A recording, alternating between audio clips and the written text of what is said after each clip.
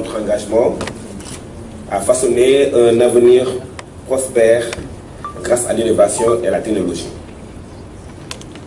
Donc, au cours des derniers mois, nous avons remarqué effectivement que vous avez entrepris un voyage remarquable sous la coordination de mon département qui a réuni l'écosystème numérique sénégalais, privé, public et la société civile.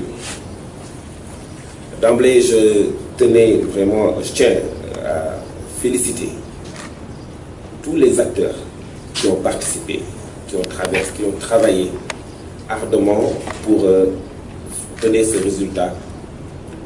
Et je tenais vraiment à ce qu'on applaudisse toutes les personnes qui ont travaillé pour avoir cette stratégie aujourd'hui. Parce que nous avons remarqué ensemble de manière inclusive, vous avez su travailler en harmonie, transcender les frontières sectorielles et conjuguer la diversité de vos compétences et de vos points de vue pour élaborer la stratégie que vous venez de nous présenter. Donc ce matin, c'est une cérémonie de restitution des travaux que vous avez eu à faire, des partages que vous avez eu à faire en fonction de vos compétences respectives, et qu'aujourd'hui nous avons effectivement vu cette stratégie. Alors ce travail est tout fait indispensable lorsqu'on réalise une stratégie, et le résultat aussi très important pour la nation. On sait que l'intelligence artificielle, considérée aujourd'hui comme la 4e révolution après Internet, offre des possibilités infinies, des opportunités également qui touchent chaque aspect de notre vie, de notre économie, notre santé, en passant par l'éducation, l'agriculture. Bref, tous les secteurs sont aujourd'hui transcendés par l'intelligence artificielle. Et comme l'a dit tout à l'heure M. Baquet, que j'ai suivi avec attention et que je félicite déjà M. Baquet pour votre engagement, aujourd'hui l'Afrique a une chance avec ces nouvelles technologies. Avant, il nous fallait 1 siècle, voire 2 siècles pour rattraper un écart de développement.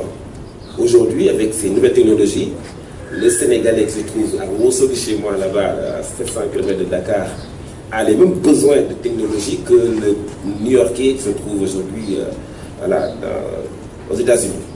Ce qui dit qu'aujourd'hui, nous avons une chance de pouvoir rattraper ce gap de retard technologique. En tout cas, dans les usages, nous avons les mêmes besoins, nous avons les mêmes besoins en termes de qualité, en termes d'utilisation de ces nouvelles technologies. Parce que je vois, je donne souvent l'exemple du berger dans le ferlo, avec son WhatsApp en train de communiquer, d'envoyer des vidéos, d'envoyer des choses. Donc il a la même technologie, il a même besoin de technologie et de performance que le jeune parisien. Donc ça veut dire qu'effectivement l'Afrique a une chance avec ces nouvelles technologies-là. Alors d'où l'importance aussi de cette stratégie, qui n'est pas seulement un document, qui est le reflet effectivement de nos rêves, de nos visions en tant qu'Africains, en tant que Sénégalais, de cette nouvelle technologie. Alors cette nouvelle technologie s'adresse particulièrement aussi à notre jeunesse. Hein, comme nous l'avons dit tout à l'heure, cette jeunesse que M. le ministre a qualifiée de brillante et entreprenante. Je confirme, parce qu'au Sénégal, nous avons beaucoup de talent, surtout dans le domaine des nouvelles technologies. Alors, nous avons des Sénégalais très brillants qui sont ici au Sénégal et même ailleurs, et qui vraiment, je pense que l'espoir peut être permis pour notre pays. Alors, vous l'avez entendu, cette stratégie sur l'IA repose sur 4 objectifs que nous avons vus tout à l'heure. Et nous remercions effectivement M. Badiane de la brillante présentation qui est tout à fait très dynamique. Et nous voyons vraiment que c'est le fruit d'un travail minutieux et que la vision qui a été déclinée, c'est vrai que cette vision elle est assez longue dans la terminologie. Donc là aussi, je vous invite à revoir que cette terminologie de la vision. C'est vrai que vous voulez, chaque fois, dans les stratégies, on a toujours tendance à vouloir refléter tous les éléments, toutes les composantes de la vision, de la stratégie dans la vision. Mais je pense qu'il faut aussi qu'on essaie de traduire en termes simples, peut-être pourquoi pas interroger l'intelligence artificielle pour avoir une vision. Pourquoi pas? Voilà. Et donc, je vous invite, comme c'est une restitution, nous découvrons ce travail, nous invitons effectivement aux experts que vous êtes à travailler davantage, à nous donner une vision qui est claire, accessible, et compréhensible en termes. Voilà, ça s'appelle le travail littéraire ou de juriste. En tout cas, il faudra essayer de trouver une formulation beaucoup plus simple, beaucoup plus claire, beaucoup plus peut-être inclusive, qui est moins compliquée que celle-là. Parce que quand on parle d'une vision de l'IA, éthique de confiance, catalysateur de PSE, de l'emploi des jeunes, de la performance de l'économie, de la transformation publique, de la souveraineté et de l'attractivité du Sénégal, on sent pour le maîtriser, ça va être compliqué. Alors, donc, il faut qu'on résume un peu cette vision. Voilà. Donc, en fait, nous avons vu aussi qu'il y avait 6 orientations, 52 actions. Bon, je ne sais pas si à ce stade, vous auriez pu avancer davantage en essayant de chiffrer, de perspective de chiffres, de chiffrer un peu cette stratégie. C'est important aussi parce qu'après la discussion et la validation technique après l'ouverture pendant ces 10 prochains jours, il faut qu'il y ait la validation politique. La stratégie, elle est élaborée par les experts, mais la stratégie, elle est déroulée par la volonté politique. Et il est important que dans ce cadre, de toujours donner le maximum d'informations possibles à l'autorité, notamment dans une perspective de vouloir au moins chiffrer les différentes actions qui sont envisagées. Ce ne seront pas 2 milliards 500 millions d'euros d'investissement pour le Sénégal. Mais il faut que ce soit de manière raisonnable. Et puis il faut être raisonnable aussi. La stratégie doit être raisonnable. La stratégie, c'est une stratégie sénégalaise, avec le budget que nous avons, avec les moyens que nous avons, avec les infrastructures que nous avons dans notre pays, avec la qualité de formation que nous avons. C'est comme ça qu'on définit une stratégie. On ne définit pas une stratégie sur la base de la volonté ou de l'ambition même de personnes comme Macky, de personnes comme le Dioufène d'optique. C'est pas seulement cette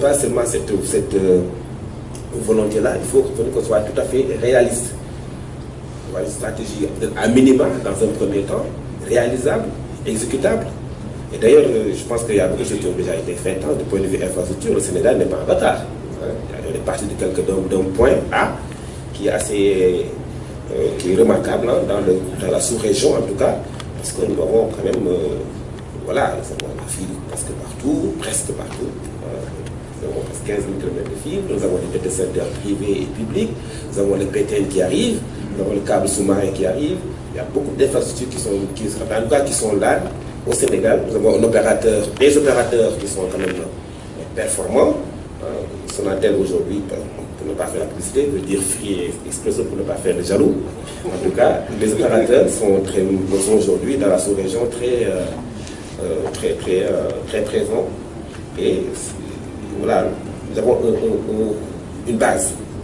Donc cette stratégie pourra effectivement nous aider davantage à vraiment envoyer le Sénégal comme par un donneur d'exemple, comme tout à l'heure.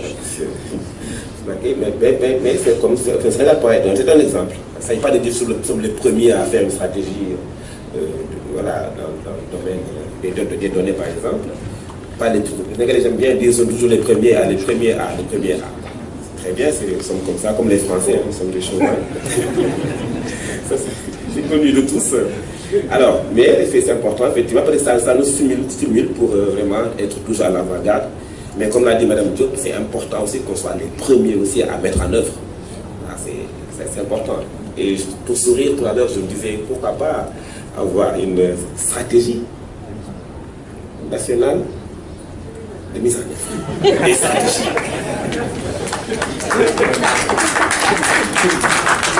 Parce que malheureusement, c'est le ventre mou de nos... Et d'ailleurs, je crois que ça crée même une déception chez nos experts. Parce que passe des nuits blanches, passe des années et des mois à travailler sur des stratégies. Mais dans la mise en œuvre, on se rend compte 5 ans après ou 10 ans après que il y a un gap entre les bonnes volontés, les ambitions qui étaient déclinées dans les stratégies et au final, les résultats. Pourquoi souvent défaut de moyens? Souvent défaut de compréhension de cette défaut de volonté politique. Parce qu'il faut que la volonté politique coïncide avec aussi le travail technique. Il faut que le travail technique puisse être consommé et adopté par le politique. Ce qui fait que, et les moyens qui suivent derrière. Donc si on n'a pas de mise en œuvre, ça veut dire que donc, les stratégies sont tellement ambitieuses que nous n'en avons pas les moyens de les réaliser. C'est pourquoi fait qu'on retourne toujours, il faut que tous les... C'est une injonction que je vous fais. Toujours, allez-y vers des stratégies réalisables et réalistes. Sinon, ça ne sert à rien de faire des vœux pieux, c'est bien pour les générations futures. Mais il faut toujours faire des stratégies réalisables sur 10, 15 ans, 20 ans. Voilà. Donc ça, c'est peut-être d'ici 5 ans, 10 ans, il y aura d'autres technologies qui vont arriver. Notre stratégie-là, ça va même dépasser, qui va nécessiter une réadaptation.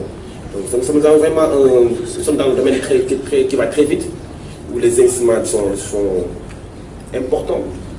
Et il est difficile souvent de suivre le rythme. Et donc de mettre en cohérence justement cette stratégie-là avec la stratégie statistique, la stratégie des données, la stratégie sur la cybersécurité. Voilà, donc du point de vue en tout cas stratégique, je pense que nous sommes bien partis. Nous sommes très bien partis et c'est l'occasion pour moi encore de féliciter Madame la directrice Jeanne Si. Donc vraiment félicitations pour votre engagement. Nous connaissons votre détermination. Vous étiez à la CNUM, nous avons extirpé de la CNUM pour amener au ministère, parce qu'effectivement le ministère doit pouvoir développer les stratégies, la vision qui va être claire. Ça, il faut que des personnes compétentes, des personnes dynamiques pour effectivement conduire ces différentes visions. Alors, donc, pour ne pas être trop long, je remercie aussi l'UNESCO qui aborde cette question de l'IA sur la base de l'éthique, la prudence, le respect des droits humains. Et c'est hyper fondamental parce qu'aujourd'hui, les nouvelles technologies, naturellement, nous font peur. Nous voyons ce qu'on subit déjà avec les réseaux sociaux. Aujourd'hui, avec l'IA, pour des personnes épris de liberté, épris de droits humains, les personnes sont tout à fait...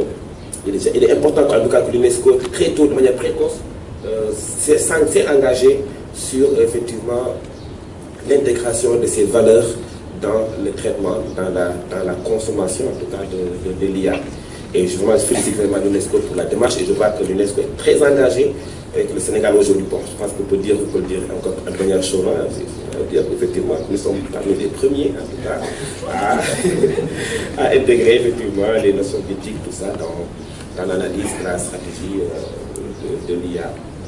Donc merci à l'UNESCO, merci à l'Union européenne, merci au DIFODIE, merci aussi à Expertise France qui nous accompagne, les partenaires effectivement, et que nous n'en sera pas là.